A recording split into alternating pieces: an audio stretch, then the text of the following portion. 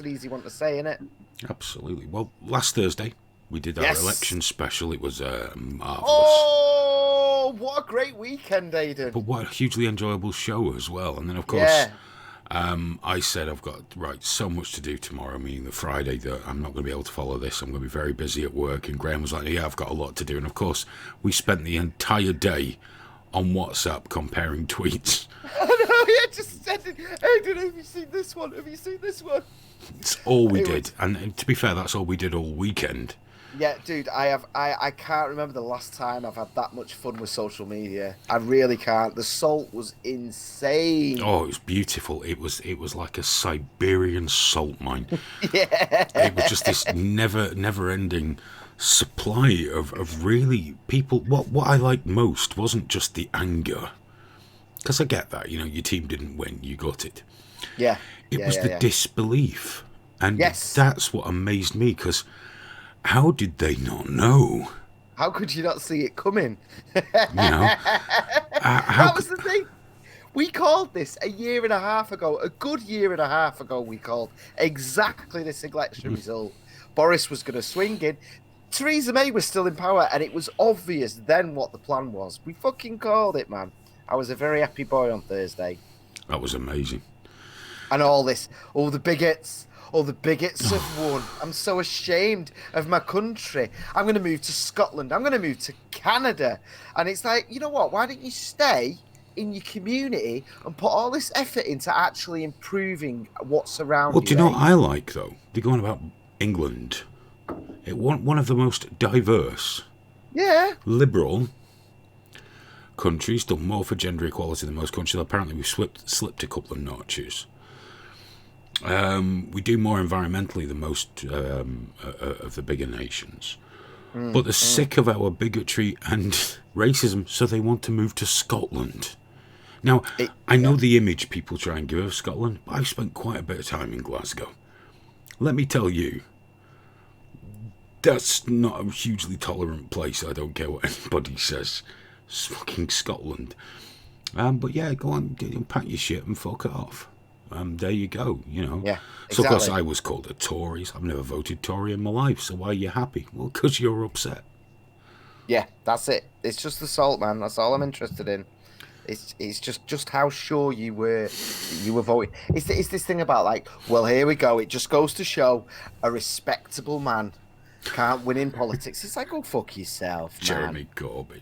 Jeremy fucking Corbyn. That was absolutely, it was scandalously beautiful. And I have been noticing on the news that it's starting to creep in now with them saying, well, maybe we won't keep all those rights from the EU after all now. And, oh, I'm afraid no deal's gone back on the table. I'm terribly sorry. Do you know Yeah. what? I got points on both for that. For a start, no deal should be on the fucking Yes. table straight away. And secondly, that whole workers' rights thing. That's been part of a massive panic smear campaign. They haven't learned. The Independent has been putting out story after story saying with the sources say. And for that one, the workers' right one was Downing Street has indicated, and it's like, yeah, but how? Give me the name, give me the quote, and they're just like, but it's just reams and reams of propaganda, and they're still fucking doing it. And you know what? They're doing a disservice. What was it? To I was the, saying to to the, someone, they were giving me all that, and you were basing the NHS is they're gonna dismantle it, and I'm like, right, the party that dismantles the NHS will not see power again for a minimum of one entire generation. It has to be done like it has been done since Labour Days, piece by piece by piece, but it has to remain free at the point of use. The minute that's taken away, or free at the point of need rather, I guess, the minute that's removed, the party that does that is out of power forever. And no matter how power hungry or money hungry the Tories are, what they want more than anything is to be in power. I've been giving this a lot of thought actually over the weekend, and like, how do the Tories win in 5 years' time? And it's by increasing funding at the NHS. That's how they do it. That's all they have to do. They can fuck off the disabled. They can fuck off local business. They can fuck off everything as long as the NHS is strong. Because that was the main sting for them in terms of the election. That was Oh yeah. Corbyn's strongest point and everything. And basically for just a couple of billion, really, just a few billion here and there, they can guarantee victory. Because if the NHS is stronger in 5 years, which isn't a bad thing, we all win on the back of that. Yeah. This isn't like a let's fund the NHS. Like, this is good because the pressure they've got now because they have the majority of the working class vote. Have you seen the stats? Oh yeah. They've stormed it. Yeah, it's an actual reversal. More working class people voted Tory this time. I don't remember that ever happening. No. And yeah, all they have to do, a few billion at the NHS. Well, we don't often do predictions. We did predict Trump, Boris. Yep, very accurately. We've predicted Trump 2020. My prediction: we will have 10 years of Boris Johnson. And that's not something I say with any delight. I just think we've got 10 years of Boris Johnson now. I was laughing on Thursday, but yeah, that's quite sobering, isn't it? But well, yeah, I mean, it's all well and good. I mean, it's beautiful. The salt's great, but we still do have 5 to 10 years of Tories in power. But yeah, the truth is, I was saying this. A friend of mine posted on Facebook late at night. I replied. He was clearly drunk, so he phoned me at 1:30 in the morning to have a good rant, which is just what you feel like doing. But he's a good mate, so said, here's the thing. For you, nothing's going to change. Nothing's going to change for you in your life. Falling wages. Yeah, we're talking 2%. But, with inflation or whatever else, the fact is, you're going to be okay. And if Brexit happens, you won't end up going to the food banks. You'll be alright. Because nothing ever really is as cataclysmic as people say. Even the massive downturn, yes, we killed a lot of people, austerity killed a lot of people, but in the grand scheme of things, we were on that course anyway. People were still lying hospital corridors in the Tony Blair government. Yeah, of course. So it's the course we're on. We need to change a lot of things, but yeah, Labour, I think Corbyn was a problem, but I think Labour, if they'd just gone, okay, we'll deliver Brexit, that would have been a totally different story. And now look what they're doing. They're not even learning from the mistakes. The candidates that are lining up, left, anti-Brexit folks. I know, and there's so many Labour MPs and former Labour MPs that are there going, guys, we shouldn't be doing this. This is a mistake. What's one of the candidates, one of the women? Forgotten her name. Double-barreled surname, I think. Rebecca Long Bailey. Yeah, she just did an interview, and when someone brought up anti-Semitism, she started laughing.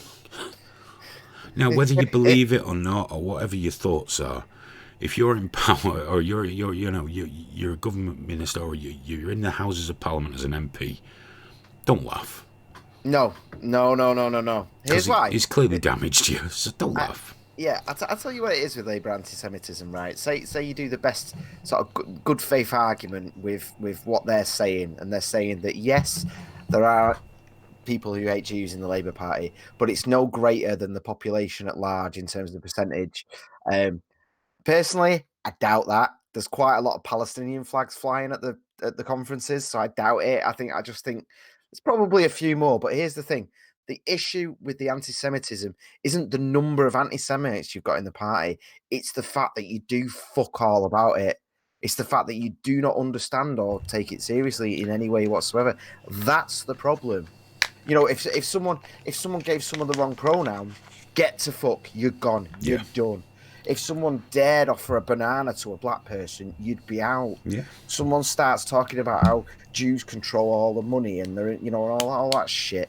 Then it's like, well, robust debate, free speech, and it is bullshit. It's total bullshit because of course there are rich, powerful Jews.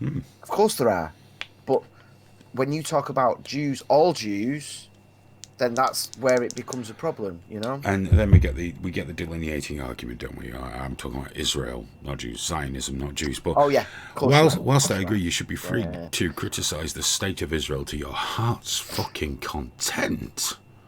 No question, no problem. You should be free to criticise any government on earth. But when you read a lot of this commentary, you're thinking, that's not the way I talk about Saudi Arabia. You know, now Saudi Arabia exert a massive amount of control over our media and our government. Yep, you But get banned somehow from Twitter they're not Jewy. No, Because I know if I post about Saudi Arabia on Twitter, I get them jumping fucking all over me. Literally, I'm sure they unleash people upon you, which is fine, you know, whatever. That just, to me, that's a good evening. I'm fine with that. But it just seems, you know, you can freely criticise Israel and the Jews. You know, everyone says, like, we heard it at Meat Space, didn't we? From, I think it was Sutty, like, you know, who's the one people you can't criticise? Well, dude, clearly it's not the Jews. It's what you guys do on the internet all the fucking time. So, you know, who's the one people we can't criticise? I don't know. Trans people, maybe. I don't know.